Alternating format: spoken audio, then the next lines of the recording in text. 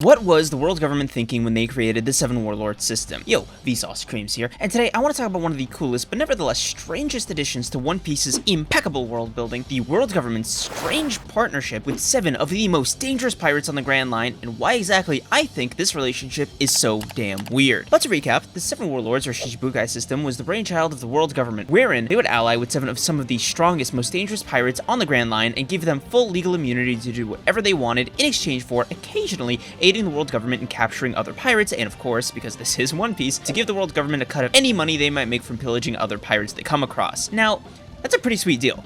Like, a really sweet deal. Almost too sweet? Honestly, when you stop and think about it, you notice that the deal seems to be heavily skewed in the Warlords' favor, doesn't it? Additionally, Warlords are constantly shown to be operating completely on their own whims. They miss meetings, they refuse the world government's orders, and in some cases, they're actively working against them. What's even more interesting about the Warlords blowing off their work is that there doesn't seem to be any consequences for doing so. What I mean is, it's not like we ever see Sengoku or Akainu send an armada with Navy admirals and a buster call to go arrest a Warlord for not showing up to a meeting, when, in my opinion, they totally should. The Warlords are literally the worst employees of all time. So why does, or rather did, the world government even tolerate the 7 warlords for all these years? Now, before we continue, I can see that only 1.5% of you are actually subscribed to the channel, so if you wouldn't mind hitting the subscribe button and turning on post notifications so you never miss an upload, thank you again. Now, back to One Piece. So to kick off our investigation, let's start with understanding what the in-universe reasoning is for the world government creating the 7 warlord system in the first place. And we don't need to look any further than chapters 69 and 432 of the One Piece manga. There, it's explained that the public reason for establishing the Shcihibukai is to maintain the current balance of power between the world government and the 4 emperors. And while I don't disagree with this reasoning, I don't quite think it tells the whole story, because ostensibly it makes no sense. We are shown consistently that between the sheer military might of the marine forces, including but not limited to all of its soldiers, cadets, captains, and every flavor of admiral under the sun, not to mention the actual battalion of ships, the forces of Cypher Pole, or even the King of the World Emu with the power to seemingly single-handedly wipe out entire islands in one fell swoop, it really makes you wonder what kind of actual value the warlords, except Mihawk, bring to the world government that they didn't already have to begin with. Don't get me wrong, the warlords are plenty powerful, and there is definitely a case to be made for how valuable they actually are.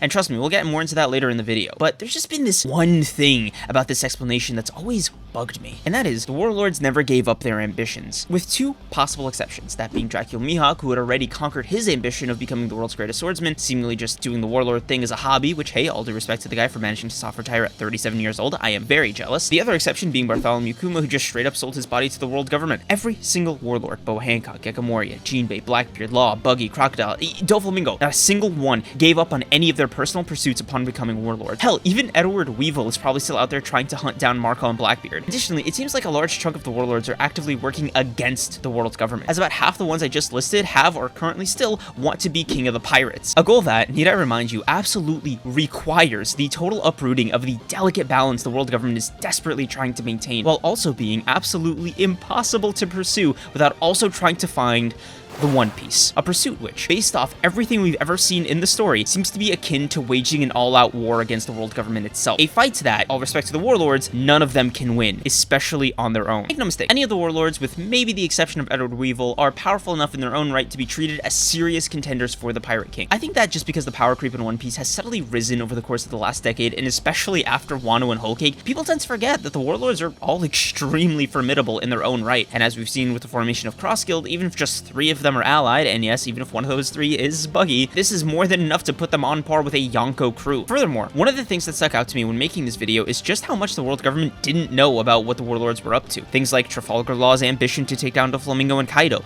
Crocodile orchestrating the civil war in Alabasta, having already built up an army of over 100,000 soldiers even before we saw him in the story, Doflamingo being behind the entire criminal underworld. These all seem like things that world government seems to be continually surprised by and also finding out about at the same time as the rest of the world, implying some serious carelessness with how they monitor the warlords. Easy explanation for all of this is just to say that the warlords are simply too powerful or too smart and always manage to stay 2 steps ahead of the world government at every turn. But I think the real reason is a bit more nuanced. I think that after Roger found the One Piece, the world government now had 2 problems to tango with. One was the Great Pirate Era, more pirates at sea than ever before, and the other was the rise of the Rocks pirates becoming Yonkos, almost equal to the world government itself in terms of military might. The world government needed a solution, and fast. Thus came the innovative idea of the 7 warlords. On paper, the idea was simple. Take a collection of powerful pirates that, on their own, the world government could dispatch relatively easily, except for Mihawk, but if combined and convinced to join forces with the world government, would boost the already ludicrous powers at their disposal, more than enough to put them over the edge in battle of forces against the Yonko crew and bolster their influence in the rest of the world, essentially killing two birds with one stone. But that's assuming the warlords took their job seriously. And if there's one thing any One Piece fan knows, it is how much the warlords do not give a f about doing their jobs. Just taking a quick look at Marineford should tell you all you need to know about just how much any of them value their relationship with the world government. But despite the betrayal, sabotage, and lack of cooperation, the world government never once considered abolishing the warlord system until the Reverie. At that point, no longer even having the guise of ignorance to hide behind. This leads me to a broader discussion about the warlords that's actually been on my mind for quite some time now. How much of a difference did the warlords actually make to the world government's power that it took one of their own admirals, thousands of citizens,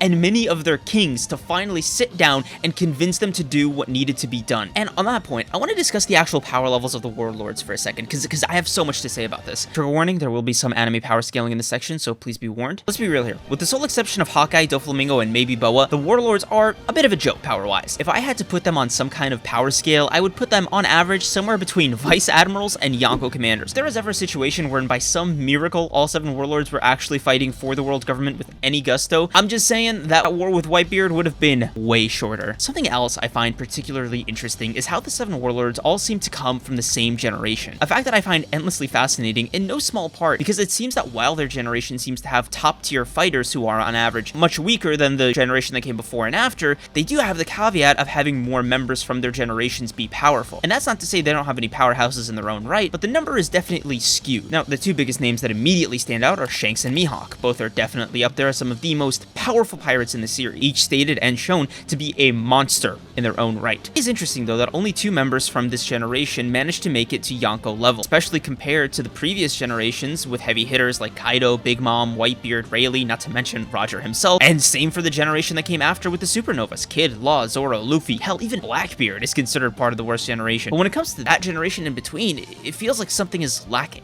Let's be realistic here. Like, did the world government ever devise a scenario where Gecko Moria was going to be the deciding factor in a fight against Whitebeard? I guess it's probably no. And based off what happened to Moria at the end of Marineford, I'm inclined to think the world government might not be so ignorant about everything. In my opinion, I think the world government knew exactly just how relatively weak, selfish, and ultimately uncooperative warlords were, but decided to go ahead with the idea in the hope that when they are eventually called into action, even if only a few of them do show up, that combined might would actually make a difference in a fight. Because if they don't know that, despite all their intelligence, despite all their power, it means the world government has a massive oversight in that they somehow give warlords the ultimate benefit of the doubt. So then why? Why put up with all these egomaniacal, apathetic sadists at all? And I think the answer to that, my friends, is very simple. It was never about if the warlords would actually jump into the fray on the world government's orders. It was about the perception that they could. One Piece is a series all about perception versus reality. A massive part of the Navy's, and by extension, the Gorosei's power, is their ability to control the perception and information of the world's citizens. If they simply sell the premise that they have 7 of the strongest pirates in the world working directly for them, aiding with catching other pirates and keeping the seas safe from pirate scum, and that not only serves as some amazing PR, but also has the added benefit of exaggerating their already crazy military might to the 4 emperors, thus maintaining the balance of power in the world and seemingly acting as a deterrent for the doomsday scenario of 2 emperors making an alliance to overthrow them. It's like we keep seeing over and over and over again with the warlords. Pirates will be pirates, and make no mistake, will always choose their own ambitions over anything else. I have no sympathy for the world government, and it looks like they're doing just fine without the warlords now. Okay, thanks for watching, everybody. Be sure to hit that subscribe button, flick the notification bell on so you never miss an upload. Okay, follow me on Twitter and TikTok. Oh, and check out shorts. Bye.